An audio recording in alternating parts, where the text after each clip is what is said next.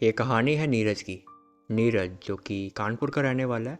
Actually ये बात 2017 की है और उस टाइम जो नीरज के मामा जी होते हैं उन्होंने लखनऊ में मकान ख़रीदा होता है और मामा जी की फैमिली में उनकी वाइफ और उनका एक बेटा होता है और जो उनका बेटा होता है उसका नाम विक्रम होता है। और ना विक्रम और नीरज इन दोनों की ना काफ़ी अच्छी बॉन्डिंग थी।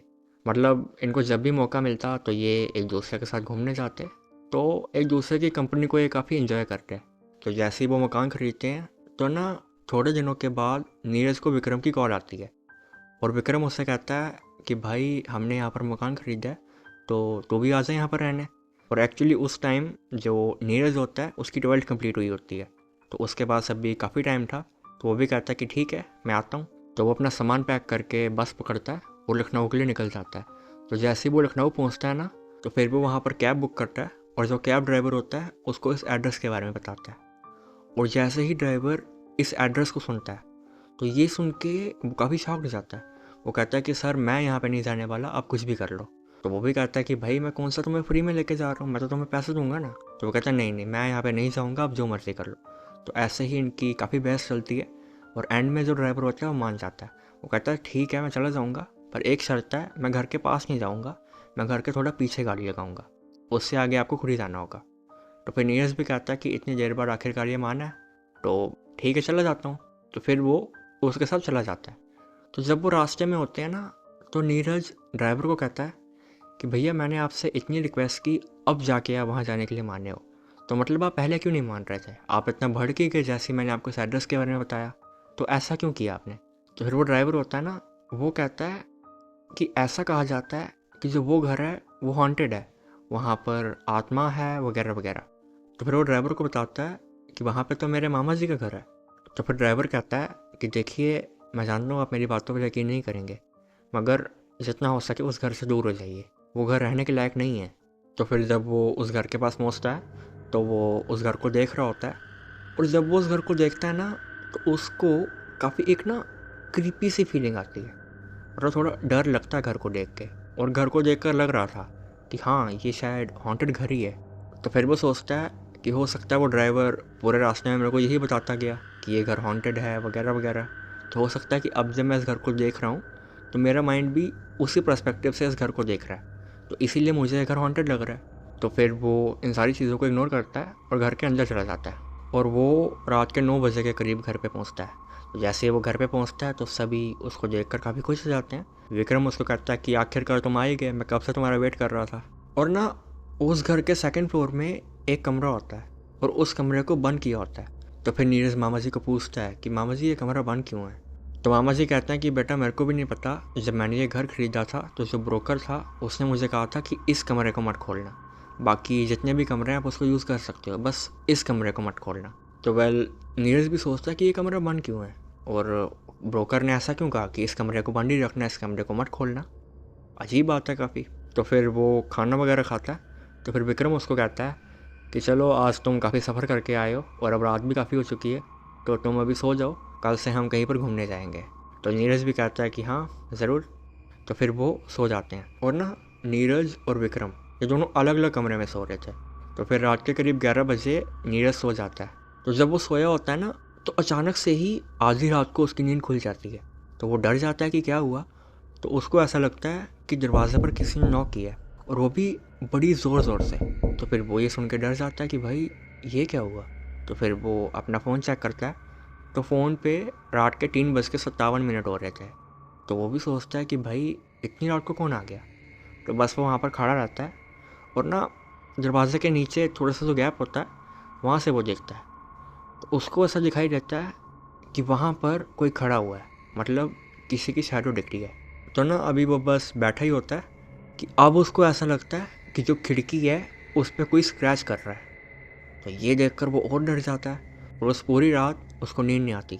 जैसे सुबह होती है वो सबको इस बारे में बताता है। तो ना जो मामा जी होते हैं वो ये सुनकर थोड़ा हैरान होते हैं और हैरान से ज़्यादा कंफ्यूज होते हैं कि ये कैसे हो गया। तो फिर मामा जी भी बात को टालने के लिए ऐसे बोल देते हैं कि देखो तुम काफ़ी थके हुए आए थे, तो हो सकता है तुम्हें ये सब हेलुसिनेशन हुआ हो और असली में ये सब हो ही ना।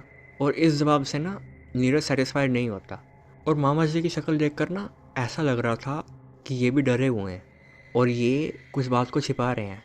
तो वेल नीरज भी इस बात पर ज़्यादा ध्यान नहीं देता। तो फिर वो ब्रेकफास्ट वगैरह खाते हैं और उस दिन नीरज और विक्रम ये दोनों घूमने फिरने के लिए निकल जाते हैं।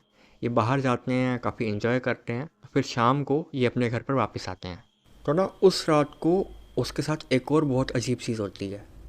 इस बार क्या होता है, नॉकिंग दोबारा आती है और अब वो अपने कमरे में नहीं रुका रहता। वो फटाफट से कमरे से बाहर जाता है। तो ना हॉल में एक बहुत बड़ा शीशा लगा होता है। तो वो उस शीशे की तरफ देखता है तो उसको दिखाई देता है कि वहाँ पर एक औरत लाल ड्रेस में खड़ी है और जो उसने ड्रेस पहनी है ना, ऐसा लग रहा है कि वो दुल्हन की ड्रेस है। तो ना उसको देखकर नीरज काफ़ी ज़्यादा डर जाता है। उसकी टांगें कांपने लगती हैं कि ये औरत यहाँ पे कैसे आई। तो फिर वो पीछे मुड़ के देखता है मगर वहाँ पर वो औरत नहीं होती। फिर वो दोबारा शीशे में देखता है तो अब उसको ऐसा लगता है कि ये औरत थोड़ी सी पास आ गई है। तो फिर वो बहुत ज़्यादा डर जाता है। तो फिर वो अचानक से अपनी आंखें बंद करता है और बस मतलब डर चुका है अंदर से। वो कुछ बोल भी नहीं पा रहा। तो फिर वो जब अपनी आंखें खोलता है तो वो देखता है कि वहाँ पर वो औरत नहीं है। तो फिर वो फटाफट से अपने कमरे के अंदर जाता है और फिर वो बस भगवान को याद करता रहता है क्योंकि अब वो काफ़ी ज़्यादा डर चुका है। तो जैसे सुबह होती है वो इस बारे में किसी को भी नहीं बताता। वो सीधा आसपास के पड़ोसियों से पूछने जाता है। तो वहाँ पर एक बूढ़े से अंकल होते हैं। तो वो उनके पास जाता है और उन्हें ये बात बताता है। तो वो उन्हें बताता है कि अंकल, मैंने एक औरत को देखा, उसने लाल साड़ी पहनी हुई थी और वो दुल्हन के जोड़े में थी। फिर वो अंकल कहते हैं, तुमने उसे देखा? वो कहते हैं, हाँ अंकल, वो कौन है? तो वो बताते हैं कि उस लड़की का नाम मीरा है और आज से 5 साल पहले उसकी शादी हुई थी और उसकी शादी उसके घर वालों ने एक अमीर ज़मींदार से करा दी थी जो कि उससे उम्र में काफ़ी बड़ा था। और वो जो ज़मींदार था, मीरा उससे शादी नहीं करना चाहती थी मगर उसके घर वालों ने ज़बरदस्ती उसकी शादी कराई। और वो जो ज़मींदार था वो काफ़ी गुस्से वाला था। वो शराब पीकर मीरा को रोज़ मारता, उसको गालियाँ देता, उसके साथ मतलब काफ़ी बदतमीज़ी करता। और एक बार क्या होता है, इनकी काफ़ी ज़्यादा लड़ाई हो जाती है। तो फिर वो जो ज़मींदार होता है वो मीरा को उस कमरे में बंद कर देता है जिसके बारे में मैंने आपको बताया था ना कि वो कमरा बंद था। तो वो उस कमरे में मीरा को बंद कर देता है और मीरा बस वहाँ पर दरवाज़ा खटखटा रही होती है मगर वो पूरी रात दरवाज़ा नहीं खोलता। तो फिर जैसे सुबह होती है, जो उनके नौकर होते हैं वो घर पर आते हैं और वो उस कमरे को खोल कर देखते हैं कि मीरा ने तो पंखे से लटक कर अपनी जान दे दी। और थोड़े दिनों के बाद वो जो ज़मींदार होता है उसकी भी रहस्यमय तरीके से मौत हो जाती है। लोगों का मानना है कि मीरा की आत्मा ने ही उसको मारा है। तो जैसे ही नीरज ये सारी बातें सुनता है तो ये सुनकर उसको काफ़ी दुख होता है। तो फिर नीरज घर पर आता है और सभी को इस बारे में बताता है। शुरुआत में कोई भी इस बात पर यकीन नहीं करता मगर नीरज कहता है कि देखिए, अगर आपको यहाँ पर रहना है तो आपको उसकी आत्मा की शांति के लिए कुछ करना पड़ेगा। तो फिर नीरज कहता है कि मामा जी, आप बस मेरे कहने पर ये कीजिए, अगर ऐसा कुछ ना भी हुआ तो देखेंगे, बस आप मेरे कहने पर ये कीजिए। तो फिर मामा जी भी कहते हैं ठीक है, सिर्फ तुम्हारे कहने पर। तो फिर वो पुजारी जी को बुलाते हैं। तो फिर जब पुजारी जी घर पर आते हैं तो वो घर पर हवन करते हैं और हवन करने के बाद वो बताते हैं कि जो मीरा की आत्मा है वो किसी ऐसी चीज़ से कनेक्टेड है जिससे उसको काफ़ी लगाव था। मतलब सिर्फ उस चीज़ की वजह से वो इस घर को नहीं छोड़ पा रही। तो फिर नीरज भी कहता है ऐसी कौन सी चीज़ हो सकती है। तो फिर वो ये फैसला करते हैं कि जो आसपास के लोग हैं वो उनको बुलाएंगे। तो फिर वो उन सबको बुलाते हैं। तो फिर पंडित जी उनसे पूछते हैं कि आपके हिसाब से ऐसी कौन सी चीज़ है जिससे मीरा काफ़ी ज़्यादा लगाव करती थी, जो कि उसकी एक ख्वाहिश थी जो पूरी नहीं हो पाई। तो फिर काफ़ी सोचने के बाद एक औरत होती है, वो कहती है कि जो मीरा थी उसका एक सपना था कि उसकी एक अच्छे घर में शादी हो, जो कि पूरा नहीं हो पाया। तो उसको ऐसा दुल्हन बन के जाना ये काफ़ी पसंद था। तो क्या ये हो सकता है? तो पुजारी जी कहते हैं हाँ, यही है। तो फिर वो कहते हैं कि ढूंढो, इस घर में ज़रूर ऐसी चीज़ होगी जिससे वो कनेक्टेड है। तो फिर वो सब ढूंढना शुरू करते हैं मगर उनको कुछ भी नहीं मिलता। तो फिर ना नीरज के मन में एक आइडिया आता है। तो वो उनको बताता है कि वो जो ऊपर कमरा है जो कि बंद पड़ा हुआ है, क्या पता उसमें वो सब चीज़ें हों। तो फिर वो फाइनली उस कमरे को खोल देते हैं। तो उन्हें वहाँ पर एक दुल्हन का जोड़ा मिलता है और फिर पंडित जी कहते हैं कि हमें इसको जलाना होगा और तभी मीरा की आत्मा को शांति मिलेगी। तो फिर वो वहाँ पर रिचुअल वगैरह करते हैं मीरा की आत्मा के लिए। तो फिर जो उसका वो जोड़ा होता है उसको वो हवन की आग में जला देते हैं। तो फिर पंडित जी कहते हैं कि अभी मीरा की आत्मा को पूरी तरह से शांति नहीं मिली है मगर हाँ, अब काफ़ी हद तक चीज़ें सुधर चुकी हैं। अब जो यहाँ पर नॉकिंग वगैरह होती है जो आपको स्क्रैच करने की आवाज़ें आती हैं, जो शीशे में आपको वो औरत दिखाई दी, अब वो नहीं दिखाई देगी, मगर पूरी तरह से अभी आत्मा यहाँ से नहीं गई है। तो ऐसे ही तकरीबन 1 महीने तक सब कुछ ठीक हो जाता है। तो अब वहाँ पर जब भी वो रहते थे तो उन्हें ये सब चीज़ें नहीं फ़ील होती थी। अब मतलब सब कुछ नॉर्मल हो चुका था। तो अब सब कुछ ठीक हो चुका होता है और अब वो लोग वहाँ पर खुशी-खुशी रहते हैं।